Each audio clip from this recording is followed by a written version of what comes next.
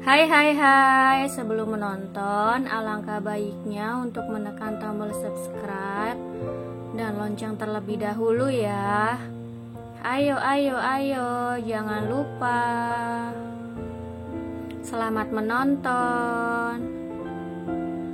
Ketika Iblis Jatuh Cinta, episode 35, Melahirkan Anak Untukku, karya Via Raya. Apa kau baru bekerja dengan Osa? Celetuk Theona bertanya. Fox menatap ke arah spion. Sudah lama nyonya, mungkin sekitar 9 tahunan, jawab pria itu. Oh, apa kau tahu seperti apa kekasih Osa? Maksudku sebelum Osa menikahiku, seperti apa sosok kekasihnya? Tanya Theona penasaran. Ia sama sekali tidak sadar bahwa suaranya terekam dan Iko Sagon bisa mendengarnya meski berada di rumah.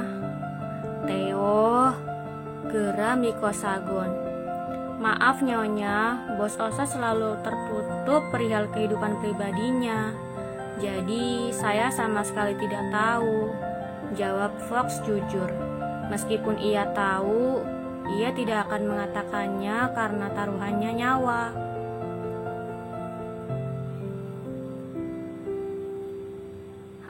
Baiklah. Ia tahu Fox tidak akan mengatakannya meski mengetahuinya. Aku mengantuk dan mau tidur. Nanti kalau sudah sampai, kau bisa bangunkan aku. Lanjut Theona sambil membuat posisi ternyaman untuk tidur. Baik nyonya, jawab Fox tegas.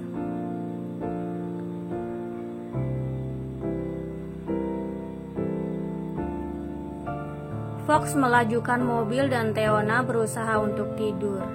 Namun sayangnya, meski mengantuk, ia tetap tidak bisa tidur. Jadi, ia hanya sibuk menatap ke arah samping. Tiba-tiba, ia merasa bosan dan meraih ponselnya. Ia membuka salah satu aplikasi dan menuliskan sebuah kata di kolom pencarian. Tidak berselang lama, muncul banyak gambar bayi yang imut dan menggemaskan. Ia menggerakkan ibu jarinya untuk men-scroll ke bawah. Tidak terasa sudah 3 minggu usia pernikahanku dengan Osa. Theona mengusap perutnya lembut dan melanjutkan kalimatnya. Aku berharap tidak lama lagi akan ada kabar baik, imbuhnya dalam hati. Meskipun Iko Sagon tidak mencintainya, tetapi ia mencintainya. Ia ingin memiliki anak dari benih yang selalu pria itu tanam. Ia ingin sosok anaknya nanti mirip dengan wajah Iko Sagon yang rupawan.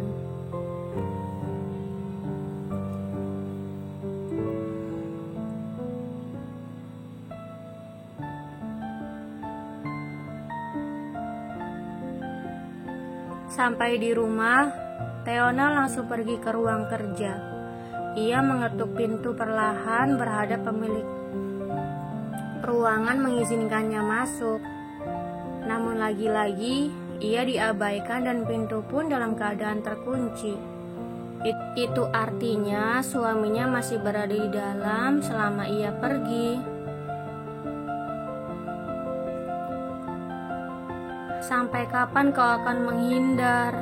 Aku dan Wolf tidak memiliki hubungan apa-apa. Kami hanya teman dan tidak lebih, ujar Theona. Setelah mengatakan hal itu, Theona melangkah menjauh dan pergi ke kamar. Ia terlalu lelah untuk meratapi masalah barunya. Jadi, ia ingin membaringkan tubuhnya sambil memikirkan cara agar Iko Sagon mau mendengarkan penjelasannya.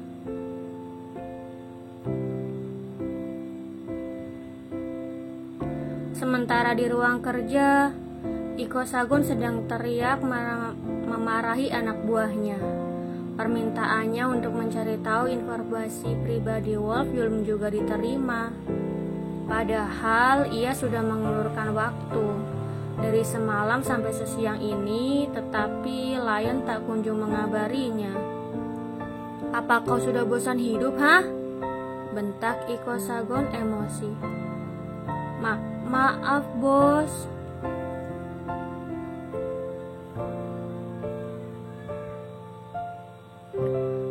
Maaf. Kau sudah bosan berada di organisasi atau mau kuturunkan jabatanmu menjadi anggota biasa? Ancam Iko Sagon. Tidak, bos. Saya benar-benar minta maaf karena terlambat.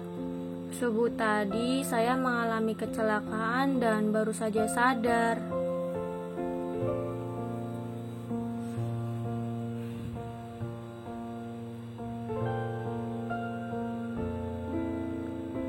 Ketika selesai mencari informasi pribadi Wolf, Lion mengalami kecelakaan lalu lintas. Ia pingsan dan dirawat di rumah sakit. Bertepatan dengan ia membuka mata, Iko Sagon menghubunginya. Awalnya, ia ketakutan dengan tubuh yang bergetar dan keringat dingin yang mengucur. Namun, ia sama sekali tidak bisa menghindar. Kalaupun bisa, ia justru akan mendapatkan masalah yang jauh lebih serius.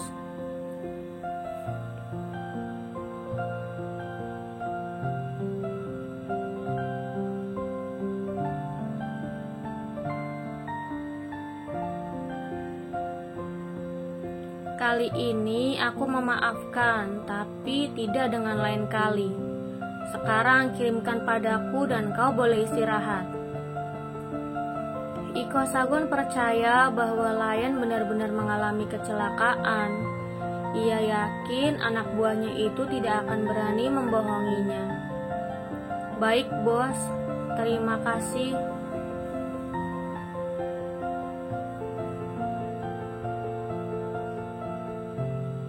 Beberapa saat setelah panggilan berakhir, Iko Sagon menerima pesan masuk.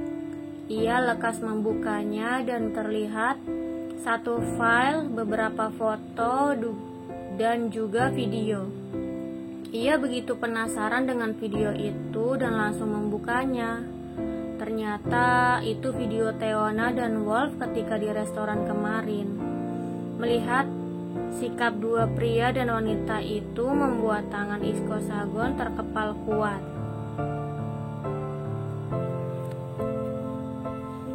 Dasar istri tidak bisa menjaga martabat suami, gumam Iko Sagon sambil menggertakkan giginya.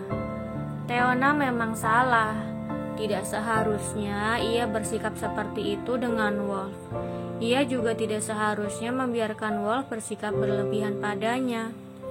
Namun, Teona bersikap seperti itu karena menunggu waktu yang tepat. Dan ia juga langsung mengatakan tentang status pernikahannya.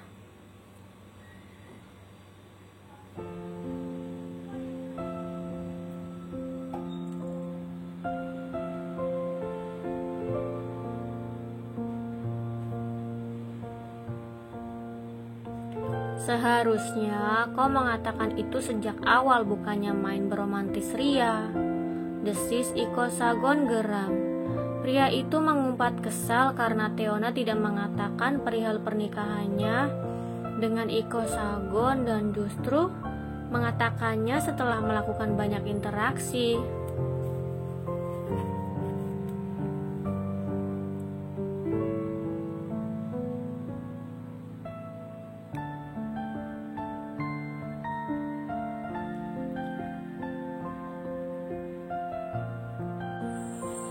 Iko Sagon menggebrak meja karena melihat Wolf berencana untuk mengembalikan semua uang yang telah Lakeswara berikan untuk menginvestasi pada perusahaan ayah Teona. Beraninya kau, sampai kapanpun aku tidak akan pernah melepaskan Theo. Kau tidak akan pernah bisa merebut Theo dariku, sambung pria itu. Sial, apa yang mereka bicarakan selanjutnya? Gumam Iko Sagon penasaran.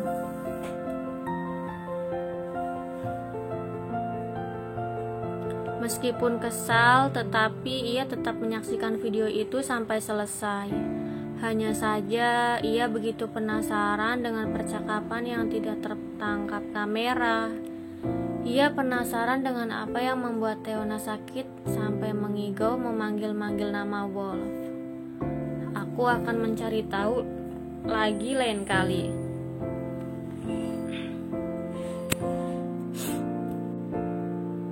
Pria itu memeriksa foto dan terlihat biasa-biasa saja. Tentu saja karena fotonya tidak ada yang mampu membuatnya kesal. Kini tersisa file yang harus ia periksa. Jadi ia membuka file itu dan mulai fokus membacanya. Oh, ternyata dia pengusaha batu bara dan berasal dari keluarga Phoenix. Iko Sagon mengangguk-anggukkan kepalanya sambil menyentuh dagunya dan terus membaca. Ternyata Wolf ini adiknya Chessie. Astaga, jadi dua kakak beradik ini teman Theo, imbuhnya. Dari total 4 lembar, kini tersisa 1 lembar lagi yang belum dibaca. Sudah kuduga, di dunia ini tidak ada pertemanan murni antara pria dan wanita. Tapi perasaan Wolf pada Theo perlu diacungi jempol. Bagaimana bisa pria itu bisa menyembunyikan perasaannya selama itu? Kalau aku sudah langsung aku utarakan daripada terus memendamnya, ujar Iko Sagon sambil menyandarkan tubuhnya di kursi. Sebenarnya siapa di antara Iko Sagon dan Wolf yang bodoh? Iko Sagon tidak bisa menyadari perasaannya meski sikapnya menunjukkan rasa suka, atau Wolf yang sadar akan perasaannya sejak dulu tetapi tidak berani mengungkapkannya. Bukankah di antara mereka berdua sama bodohnya?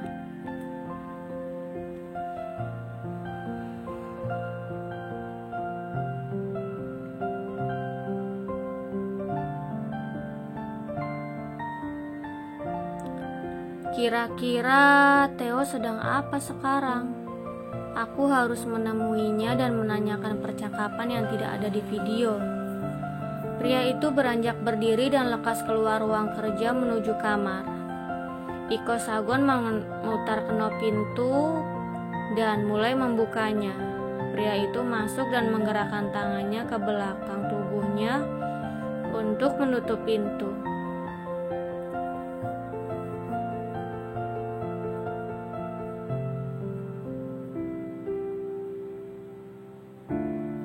Di sana, ia melihat Teona sedang berbaring dengan posisi miring. Ia sama sekali tidak bisa melihat wajahnya dan yang membuatnya heran, wanita itu tidak bereaksi apa-apa ketika ia masuk. Apa yang sedang kau lakukan? Iko Sagon bertanya sambil melangkah mendekat. Namun, ia tidak mendapat jawaban apapun. Kenapa kau tidak menjawab pertanyaanku? Lanjut pria itu. Tidak mendapat jawaban apapun membuat Iko Sagon kesal, tetapi ia berusaha menahannya. Ia duduk di tepi ranjang membelakangi Teona. Apa kau marah karena tidak jadi kencan? Bukankah seharusnya aku yang marah karena kau bertemu laki-laki lain tanpa sepengetahuanku? Tanya Iko Sagon sambil menggertakkan giginya.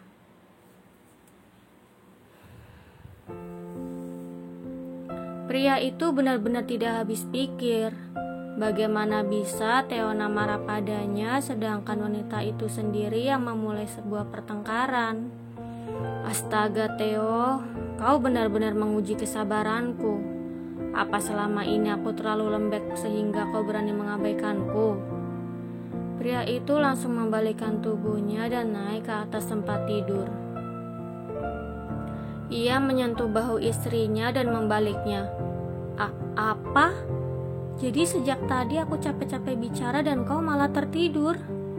Sambung Iko Sagon terkejut. Ia menarik nafas panjang dan menghembuskannya cepat.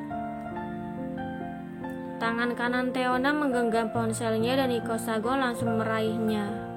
Ia penasaran dengan apa yang wanita itu lihat sampai-sampai ketiduran seperti itu. Pria itu menekan sebuah tombol dan mengusapnya perlahan. Kemudian ia melihat banyak foto bayi yang lucu dan menggemaskan. Sial, aku lupa belum memberikan Theo obat. Kalau sampai Theo hamil bagaimana? Tidak, hal itu tidak boleh terjadi. Hanya dia satu-satunya wanita yang pantas melahirkan anak untukku. Bersambung. Jangan lupa untuk like, komen, share, subscribe, dan tekan tombol lonceng untuk mendapatkan notifikasi episode selanjutnya. Terima kasih.